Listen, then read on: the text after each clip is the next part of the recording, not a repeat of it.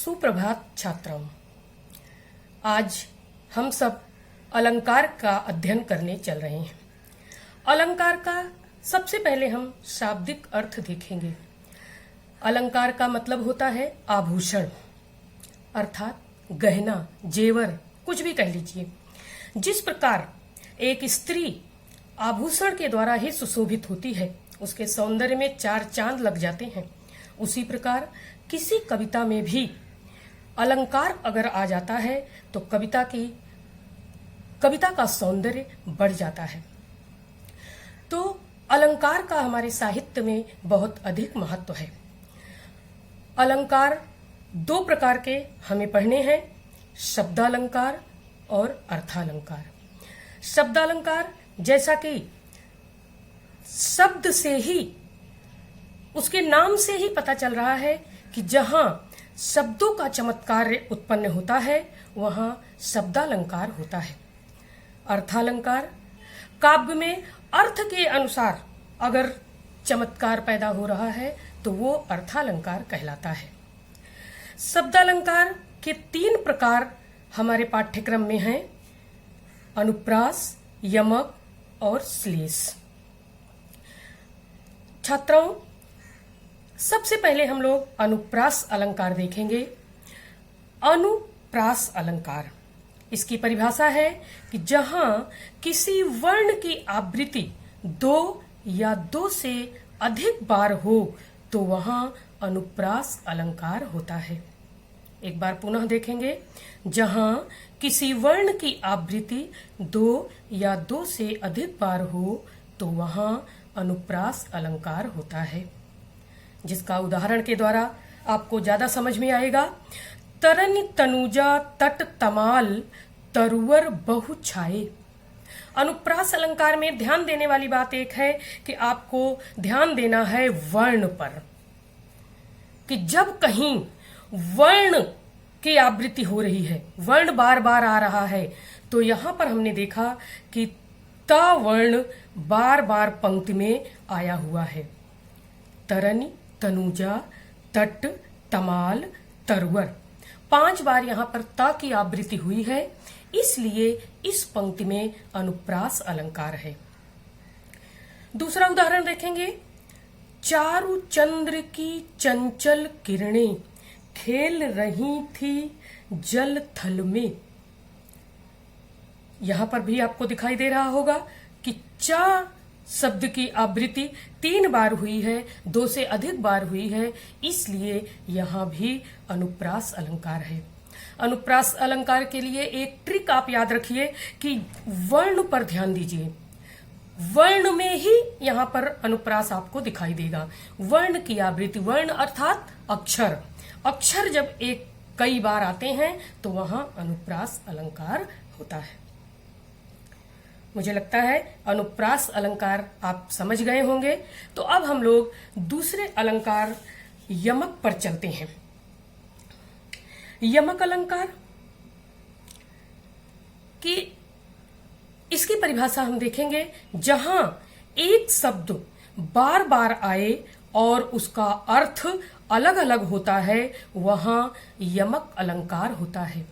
अब आपने देखा कि अनुप्रास में वर्ण पर हमें ध्यान देना था और यमक में हमें शब्द पर ध्यान देना है कि एक शब्द अगर 2 बार आ रहा है, बार बार आ रहा है और उसका अर्थ अलग अलग हो रहा है तो वहां यमक अलंकार होता है।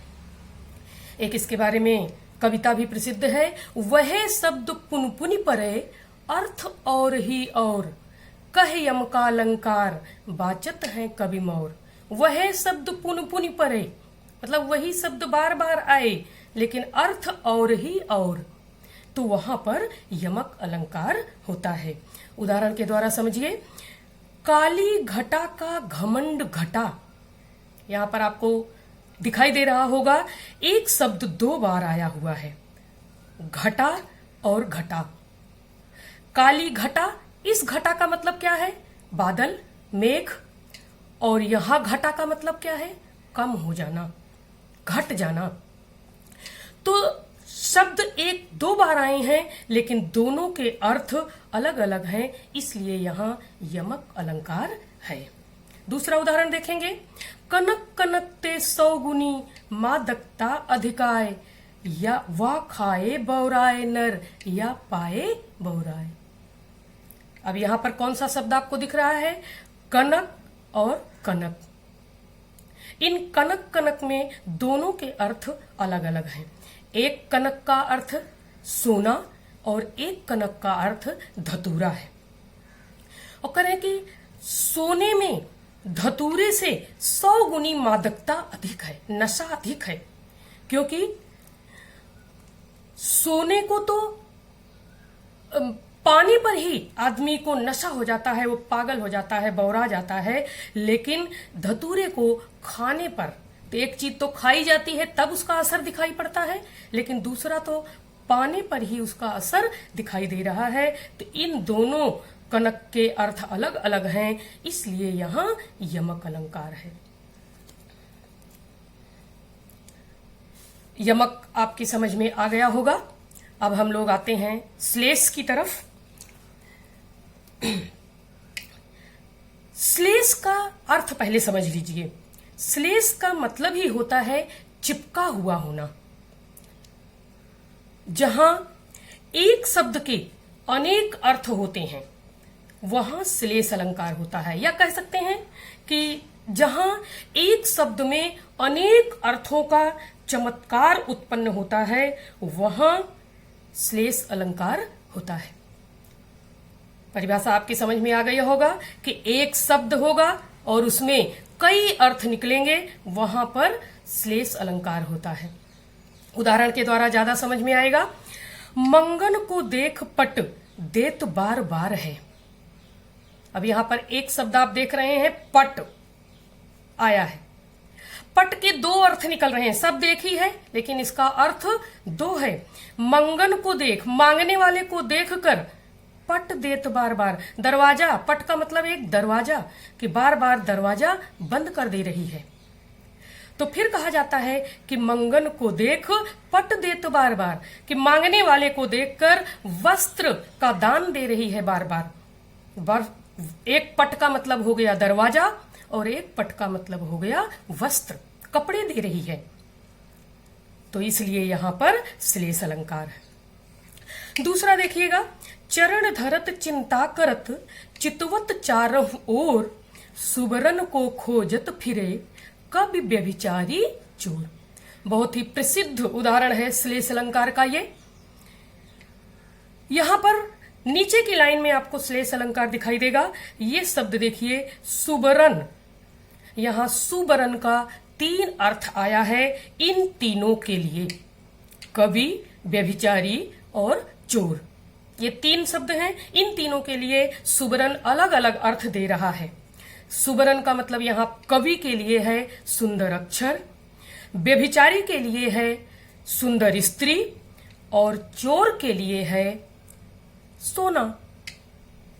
तो एक बार आया है सुबरन, एक ही शब्द है लेकिन इसके कई अर्थ निकल रहे हैं, इसलिए यहां पर श्लेष अलंकार होता है कि कवि जो है सुंदर अक्षर को ढूंढता है, व्यभिचारी जो है सुंदर स्त्री को ढूंढता है, और चोर जो है वो सोना को ढूंढता है।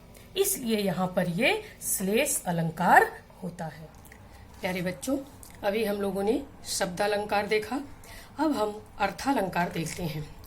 जहां पर भी काव्य में अर्थ के द्वारा सौंदर्य प्रकट होता है वो अर्थालंकार कहलाता है। अर्थालंकार में 3 अलंकार हमारे पाठ्यक्रम में हैं जो हमें पढ़ने हैं। तो सबसे प्रथम मैं उपमा अलंकार देखती हूँ। उपमा अलंकार की परिभाषा है जहां उपमेय पर उपमान की समानता होती है वहां उपमा अलंकार होता है। इसका वाचक चिन्ह सम, से, समान, सी इत्यादि होता है। इसमें एक चीज ध्यान देने योग्य है, समानता मतलब उसके समान। या और अच्छे से समझने के लिए जानिए कि जब किसी प्रसिद्ध वस्तु से किसी की तुलना की जाती है तो वहां उपमा अलंकार होती है। इसका उदाहरण देखिए, पीपर पात सरस मन डोला। पीपल के पत्ते के समान, सरस का मतलब समान, मन डोल रहा है। पत्ते बड़े चंचल होते हैं, मन भी चंचल होता है, तो मन की उपमा पीपल के पत्ते से दी गई है कि पीपल के पत्ते के समान, इसलिए यहाँ उपमा अलंकार है। दूसरा उदाहरण देखेंगे, उषा सुनहले तीर बरसती, जय लक्ष्मी सी उदित हुई। यहाँ आपको सी दिखाई दिया, ये वाचक चिन्ह है, तो सम से समान सी जिस पंक्ति में आ जाता है वो आसानी से पहचान में आता है कि वो उपमा अलंकार है। इसी तरह एक उदाहरण मैं आपको उसी उदाहरण के द्वारा तीनों अलंकार समझाऊंगी, इसलिए वो सुन लीजिए कि सीता का मुख चंद्रमा के समान है। यहाँ सीता का मुख किसके समान है? चंद्रमा के समान है। चंद्रमा से उपमा दी जा रही है, इसलिए यहाँ उपमा अलंकार है। आगे बढ़ते हुए रूपक पर आते हैं। जहां उपमेय पर उपमान की एक रूपता होती है वहां रूपक अलंकार होता है। आपने वहां समानता देखा उपमा में, और यहाँ एक रूपता। एक रूपता का मतलब एक दूसरे पर आरोप हो जाना, एक में ही समाहित हो जाना, वहां रूपक अलंकार होता है। जैसे ये उदाहरण के द्वारा समझेंगे, पायो जी मैंने राम रतन धन पायो। मीराबाई कहती हैं कि राम रूपी धन मैंने पा लिया है। तो राम और धन में एक रूपता हो गई है, इसलिए यहाँ पर रूपक अलंकार है। और एक चीज जानिएगा कि अधिकांशतः योजक चिन्ह अगर लगे होते हैं दो शब्दों के बीच में, तब भी रूपक अलंकार पहचाना जा सकता है। दूसरा उदाहरण देखेंगे, उदित उदयगिरि मंच पर रघुबर बाल पतंग, बिगसे संत सरोज सब, हरसे लोचन भृंग। यहाँ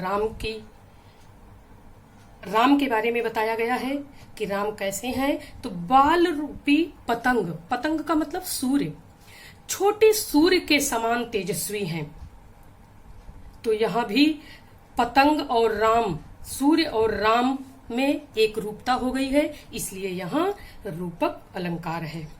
जो मैंने उदाहरण उपमा में बताया था उसका दूसरा रूप यहाँ पर होगा, तो सीता चंद्रमुखी है। अब यहाँ पर वहां चंद्रमा के समान है, यहाँ चंद्रमुखी है। चंद्रमा और मुख में एक रूपता हो गई है, इसलिए यहाँ रूपक अलंकार है। तीसरा अलंकार उत्प्रेक्षा। इसकी परिभाषा, जहां उपमेय पर उपमान की संभावना की जाती है वहां उत्प्रेक्षा अलंकार होता है। इसका वाचक चिन्ह मन मानो जनु जानो है। मनहु जनहु भी आता है। तो इन सब चीजों को देखेंगे तो हमें तुरंत उत्प्रेक्षा अलंकार पहचान में आ जाता है। उदाहरण देखेंगे, सोहत ओढ़े पीतपट श्याम सलोने गात, मनहु नीलमण शैल पर आतप पर्यो प्रभात। कृष्ण का वर्णन है कि सलोने, सांवले सलोने कृष्ण के शरीर पर पीला वस्त्र, ऐसा लग रहा है मानो नीलम के पर्वत पर सूर्य का प्रभात पड़ रहा है। तो यहाँ भी मानो करके आया, इसलिए ये उत्प्रेक्षा अलंकार है। दूसरा उदाहरण देखेंगे, कहती हुई उत्तरा के नेत्र जल से भर गए, हिम के कणों से पूर्ण मानो हो गए पंकज नए। यहाँ भी आपको मानो मिला। पंकज का मतलब है कमल।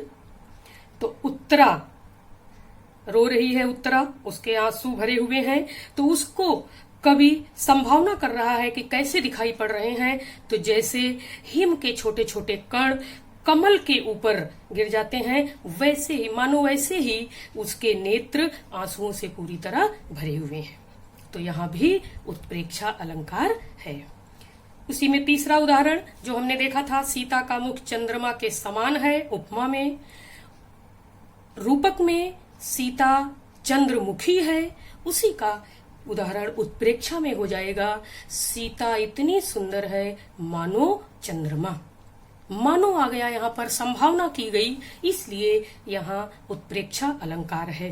तो हमने तीनों चीजों में देखा कि अगर उपमा में आपको समानता देखना है, रूपक में आपको एक रूपता देखना है और उत्प्रेक्षा में संभावना, ये तीन चीजें अगर आपको याद हो गई और आपने वाचक चिन्ह याद कर लिया तो अलंकार समझना बहुत ही आसान हो जाएगा।